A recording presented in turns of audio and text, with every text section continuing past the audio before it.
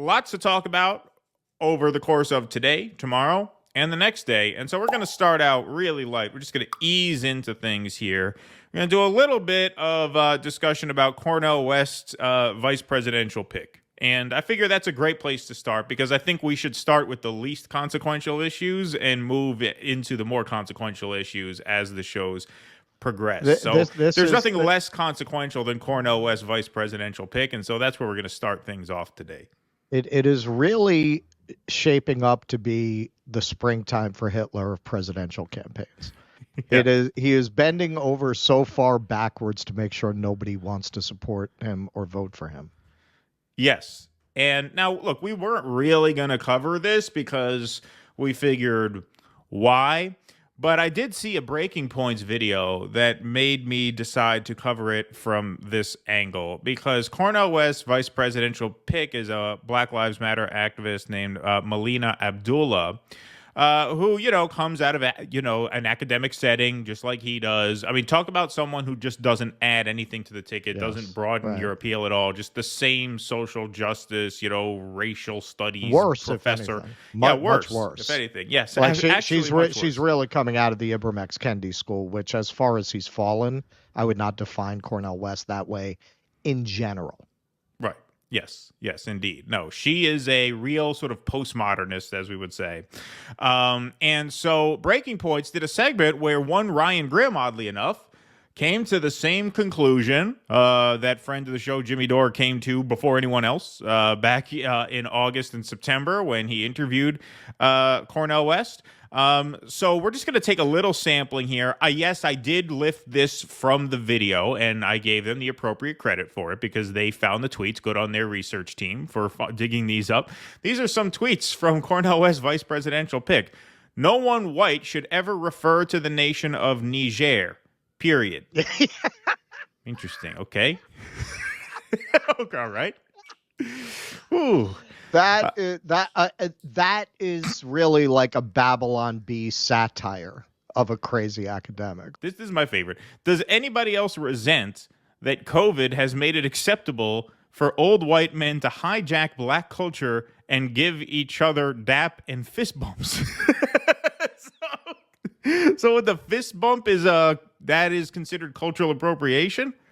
I actually like the fist bump.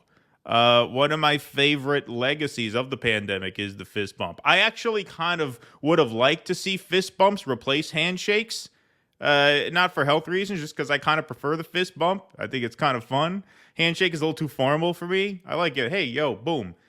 Apparently, that's cultural appropriation. And am I the only one? Does anyone else resent that COVID has made it acceptable for old white men to do fist bumps? I don't think anybody else does resent that. No, you're probably one of a very, very short list of people who resents that. This is Sagar and Jetty and Ryan Grimm talking about this VP pick. And here's Ryan Grimm giving his take on what the Cornel campaign is really about. Just, to me, seems like a profound political misjudgment. Maybe it's just what he believes. I mean, that's fine, too, if you want to do that. Cornel West has almost seemed, and I hope we can get him on the program. By the way, we have tried. His campaign has been a pain in the ass. So if anybody who is listening, who is out there, Dr. West, we've invited you on the show more than a dozen times, and I have yet to receive a proper response. Yeah. It feels like he has regretted the decision to run since he launched it and has been, like, my conspiracy theory, if I were to get it in his mind, is that he has been consistently trying to undermine his own campaign so as not to undermine Biden. Interesting. Oh, wow. First, he launched with the People's Party, clearly without doing any research. Abandoned that immediately. As soon as he realized what he'd gotten into, he's like, whoa, what is this mess?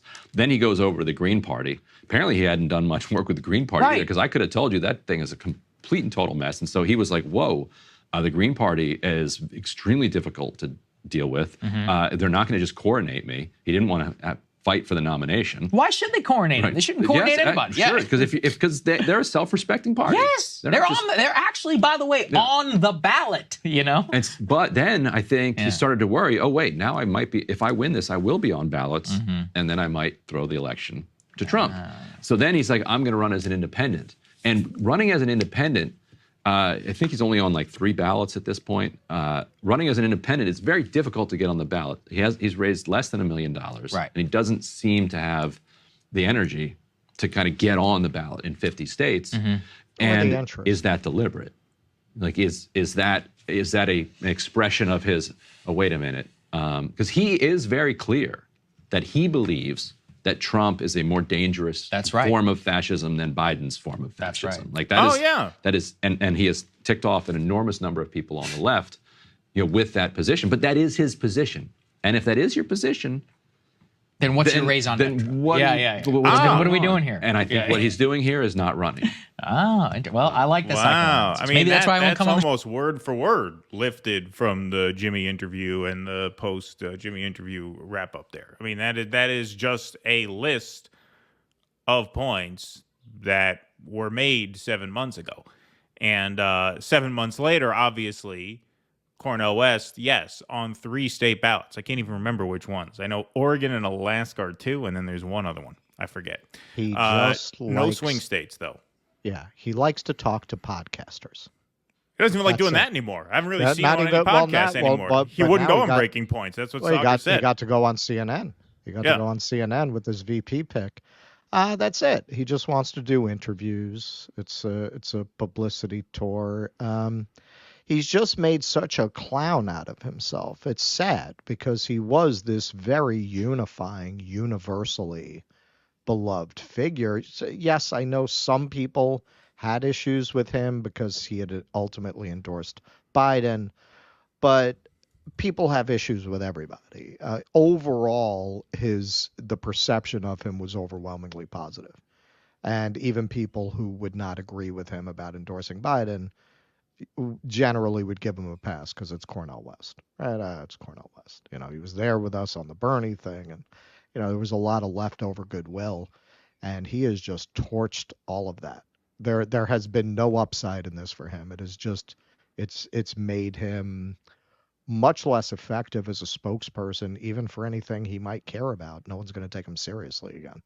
Yeah, even people who you might think of as more inclined to support him, like Matthew Ho, who we had on the show last week. He ran with the Greens for Senate in North Carolina, and he was telling us about his experience with the Greens, and he was telling us about how big a fan of Cornel he was, and how this was really unfortunate that this happened. Like, even people who go into this with every reason to want to support him have just come out so disappointed and so rightfully disgusted at what a wasted opportunity this was. And I said this as soon as he quit the Greens. I said, well, he's giving up. This is his way of dropping out of the race without technically dropping out. Because if he drops out altogether, then people are going to say, well, you're just a fake, basically. You don't believe that anybody should really challenge Joe Biden. And look, what Ryan Grimm laid out there was exactly right, which is why I said it 6 months ago. That's why Jimmy said it 6-7 months ago. Like, it's been pretty obvious for a while. I guess it takes until April 15th, where you're only on 3 out of 50 states, for it to sink in over at Breaking Points there. But yeah, that's pretty obviously what's going on. And, we've been getting this question now as the general election season gets formally underway, as the primaries are really in the books now. People call in to our shows and ask, well, what do you guys think about it? RFK or Cornel, Jill Stein, Claudia Dela Cruz. It's not worth taking a stance on that. It really isn't. Exactly. Because you're driving wedges through potential coalitions for issues that are of no consequence whatsoever. Even the latest national poll had RFK at 2 points. Right. Because he's fucked everything up too. I mean, he's fucked everything up in his own way too, with being the worst of all the candidates on the main issue of the day, plus picking this rich woman from Google to run. And not that we don't like Google, we love Google. Google's fantastic. We love you, Google. Thank you for hosting us. But picking her as his vice presidential pick, I mean, he's just really shit the bed too in a number of ways. And maybe this is why third parties are third parties. Maybe this is why they can't get off the ground. It's not just because the game is rigged against them. But what Matt Ho said when he was on the show last week was actually really insightful, which is he said, Yes, the system is so rigged against third parties that it breeds a culture of defeat within the parties, and it nurtures a self-sabotaging streak because it's so hard to get a foothold that it nurtures the kind of psychology and the kind of behavior that lends them towards perpetual loss after loss after loss. And that's what we're seeing, not just in the Cornel campaign. That was especially worth talking about given this segment, but with all these third-party campaigns, that's what we're seeing. Some people say that it's intentional, that the only people who are allowed to function within our system are incompetent losers. Like the only people allowed to establish a third party or run for third party are people who are absolutely ridiculous. And if they show any signs of not being ridiculous, they send in agent provocateurs and people just to sabotage that party. And I think there might be some truth to that, because the only other alternative that I can see to that theory is that people who don't want to work within the establishment completely lack people with talent, vision, and administrative skill. And I don't believe that. Like really across the entire political spectrum, the only people with skill join the establishment. I don't believe that. So why do you wind up with such a bunch of fucking clowns whenever there's a contrarian political movement? Yeah, I think there's a hidden hand of the intelligence services in that.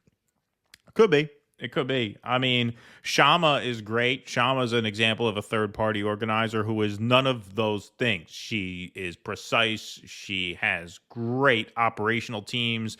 They're amazing. But she's on a small scale. She's on a small scale. Seattle City Council. That's a gnat. Right. That's a gnat. A Green Party, you could definitely make the argument that having a Green Party that is that absolutely deeply unserious is very good for the establishment, because all the radical energy can go there, right? And it's not a threat in the end. Yeah, and this says something about that. It really does, because look, whether it is top-down sabotage or what, but it says something that in a year where you have two very unpopular presidents in a rematch, that third parties are this all over the place and this disorganized and this incompetent. Like if there were ever a cycle that was a golden opportunity for third parties to make inroads, it's this one. You're dealing with two very unpopular men who have both done the job poorly. So if this is not the opportunity for a third party to come in and be like, are you serious? Your choices are between two failed presidents. That's the easiest argument to make, and they can't make it to the point where they're polling above 2 points. The last national poll had RFK at 2, Cornel and Jill Stein at 1 point apiece. That's just pathetic. Well, and yeah, when you look what happens to anybody who gets sent inside the system, how quickly they get co-opted. And if you combine that with the fact that we know that the intelligence services are always sending spies into even anti-war movements, right? Even the anti-Iraq war movement, they were sending spies in. That was one of the things featured, I think, in Fahrenheit 9/11. They got into that, how like they were sending people to keep an eye on these, small community, like 20 people kind of things. So you think they don't send people into the Green Party? You think they don't send people into the Libertarian Party? So unless you're a fucking clown who's going to fuck it up on your own like RFK, they probably make sure to either co-opt you before it gets to that point, or you're not around for very long. Please clap.